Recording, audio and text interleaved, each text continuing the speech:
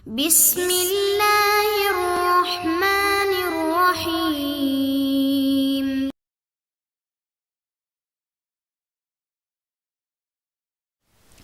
Kita lanjutkan al-haditsus tsani, hadis yang kedua. An Abi Hurairah radhiyallahu anhu qala qala Rasulullah sallallahu alaihi wasallam. Wa majtama'a qaumun, dan tidaklah kumpul suatu kaum fi baitin, dalam satu rumah, min buyutillahi, dari rumah-rumah Allah, maksudnya masjid. Yatluna kitaballah, yang mereka membaca kitab Allah, yaitu Al-Qur'an. Wa yatadarasunahu, dan mereka mentadarusi Al-Qur'an, bainahum, di antara mereka. Illa, kecuali nazalat, turun, alaihim, atas mereka, as-sakinah, ketenangan. Wa ghasyiathum, dan meliputi mereka, ar-rahmah, rahmat Allah. Wa haffathum, dan menyelimuti mereka atau mengerumuni mereka, al-malaikatu, para malaikat. Wa dzakarahumullahu, dan Allah menyebut-nyebut mereka, fi man indah, di hadapan makhluk-makhluk yang ada di hadapan Allah, yaitu malaikat muqarrabin. Hadis diriwayatkan oleh Al-Imam Muslim. Hadis ini menunjukkan contoh-contoh bagaimana memakmurkan masjid. Dan ini adalah memakmurkan masjid yang ma'nawi, membaca Al-Quran di masjid, tadarus Al-Quran di masjid, mempelajari Al-Quran atau tafsir Al-Quran di masjid. Maka hadis yang kedua ini kaitannya dengan hadis yang pertama adalah sebagai contoh dari ya'muru masajidallah, memakmurkan masjid-masjid Allah subhanahu wa ta'ala. Karena itu praktek terhadap hadis ini, marilah kita punya aktivitas yatluna kitaballah, membaca Al-Quran di masjid. Marilah kita punya aktivitas tadarus Al-Quran di masjid. Kalau di masjid kita belum ada tadarus, maka kita usulkan kepada ta'mir untuk diadakan tadarus satu pekan sekali, ya, misalnya malam Jumat atau malam apa yang disepakati. Dan untuk masing-masing kita sendiri juga membaca Al-Quran di dalam masjid. Misalnya habis sholat, kita tidak langsung pulang, tapi ambil dulu mushaf Quran, kita baca 1 lembar, 2 lembar. Untuk pelaksanaan hadis ini, ya, sebagaimana di awal kajian tadi sudah saya tegaskan bahwa marilah kita membaca hadis-hadis ini dengan niatan lil amal, untuk diamalkan. Bukan hanya tamattu aqli, bukan hanya untuk kenikmatan intelektual saja, karena kalau hanya untuk kenikmatan intelektual saja, tidak ada tambahan untuk amalan kita, maka apa gunanya kita banyak ilmunya tetapi tidak kita terapkan di dalam kehidupan sehari-hari kita. Kita ambil beberapa faedah dari hadis ini. Faedah yang pertama, rawi hadis ini Abu Hurairah. Dia adalah sahabat Nabi yang paling banyak meriwayatkan hadis. Beliau meriwayatkan 5.000 hadis dari Nabi sallallahu alaihi wasallam. Nama beliau diperselisihkan oleh para ulama, perselisihannya sangat banyak. Nama bapaknya juga diperselisihkan. Pendapat yang terkenal adalah namanya Abdurrahman ibnu Sakhrin, sebagaimana dipilih oleh Imam Nawawi di dalam kitab Al-Arba'un An-Nawawiyah. Abu Hurairah namanya sebelum masuk Islam Abdu Syamsin, tetapi kemudian diganti oleh Nabi menjadi Abdurrahman, karena Abdu Syamsin, budaknya atau hambanya matahari, ini nama yang syirik, karena kita tidak disuruh untuk mengabdi atau menyembah kepada selain Allah subhanahu wa ta'ala. Faedah berikutnya, dalam hadis ini disebutkan ijtama'a fi baitin, ya, kumpul di dalam rumah Allah. Rumah Allah maksudnya masjid. Kumpul di masjid untuk tadarus. Fadilahnya adalah yang disebutkan dalam hadis ini. Kata-kata fi baitin min buyutillah, di rumah Allah, ini tidak membatasi.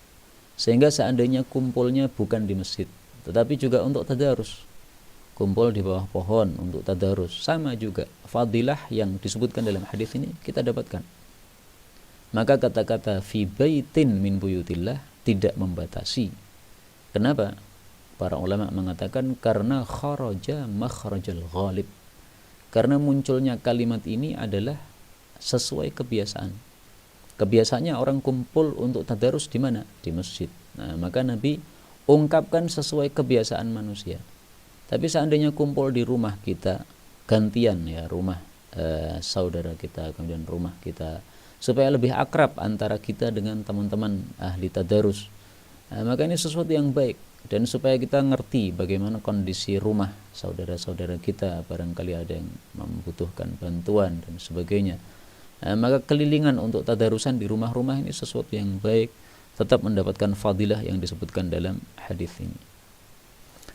Faedah berikutnya, yatadarasunahu bainahum. Yang dimaksud tadarus itu adalah satu orang membaca, lainnya mendengarkan. Dan ini menunjukkan bahwa tadarus tidak harus di bulan Ramadan.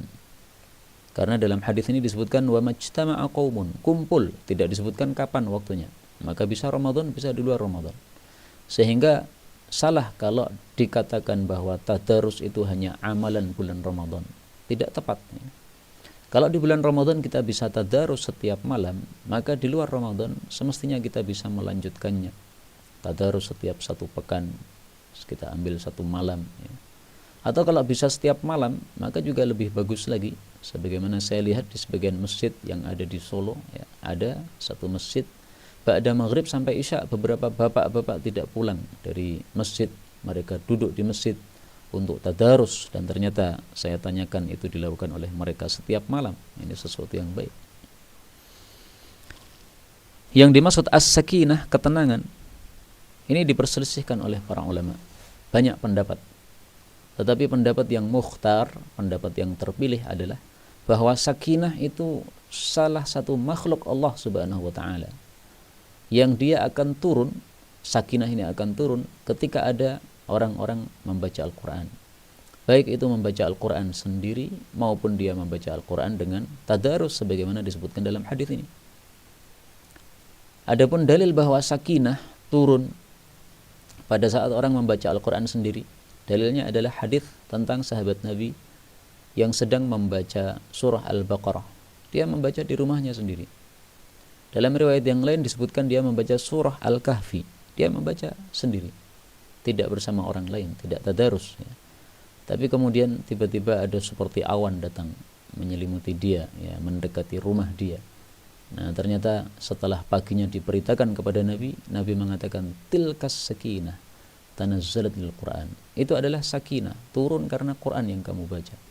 Nah, maka berarti tidak harus sakinah ini turun ketika ada tadarus. Yang penting ada orang membaca Quran, maka sakinah akan turun dengan kehendak Allah Subhanahu wa taala. Nah, maka sakinah adalah salah satu makhluk Allah yang namanya adalah sakinah, ketenangan, yang bentuknya seperti awan, yang kalau dia turun biasanya disertai para malaikat. Nah, jadi dia tidak turun sendirian, tetapi malaikat-malaikat menyertai dia.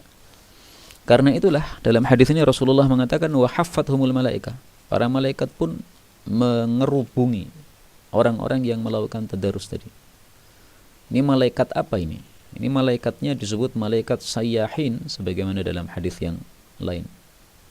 Sayyahin artinya adalah malaikat yang tukang keliling.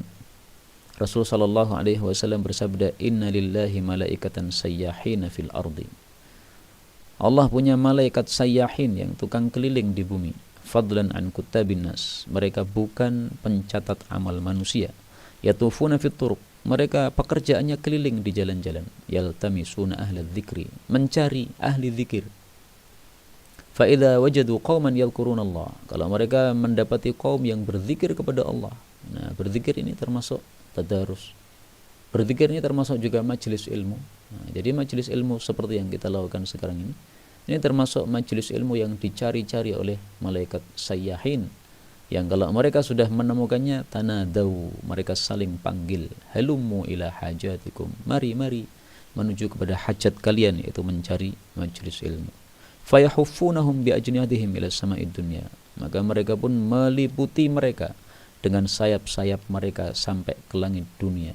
Jadi tumpuk-tumpuk malaikatnya ini dari atas majelis ilmu kita sampai dengan ke langit dunia. Ini hadis muttafaqun alaih, sahih pada peringkat yang pertama.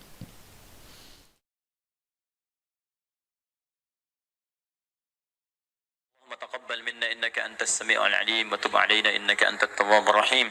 اللهم نحمدك حمدا شاكرين حمدا ناعمين حمدا يوافي نعمه يكافئ مزيدا.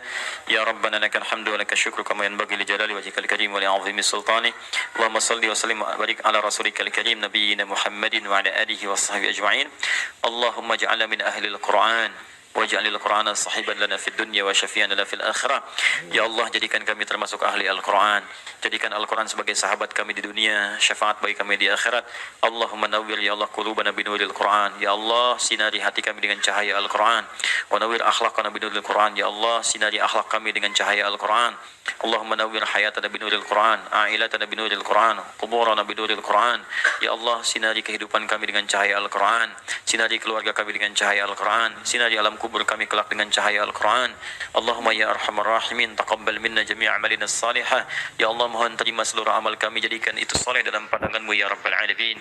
Rabbana yassir lana wa la tu'assir alaina. Ya Allah, mudahkan semua urusan kami, jangan berikan kesulitan pada kehidupan kami. La tada'lana fi maqamina hadha dhanban illa ghafartah. Jika ada pendosa hadir di ta'lim ini, jangan biarkan dia meninggalkan tempat ini ya Allah, kecuali Engkau telah ampuni segala dosanya. Wala hamman illa farajtah. Jika ada yang tengah gelisah, jangan biarkan dia meninggalkan majlis ini kecuali Engkau telah tenangkan keadaan hatinya. Allahumma wala maridan illa syafaitah. Jangan ada ya Allah orang sakit di tempat ini kecuali Engkau sembuhkan penyakitnya. Allahumma ya Allah, Allahumma ya Allah, Rabbana atina fid dunya hasanah wa fil akhirati hasanah wa qina adzabannar. Bifadlika subhana rabbika rabbil izzati amma yasifun. والسلام على المرسلين وآخر دعوانا سبحانك اللهم وبحمدك أشهد أن لا إله إلا أنت نستغفرك ونتوب إليك والحمد لله رب العالمين ثم السلام عليكم ورحمة الله وبركاته.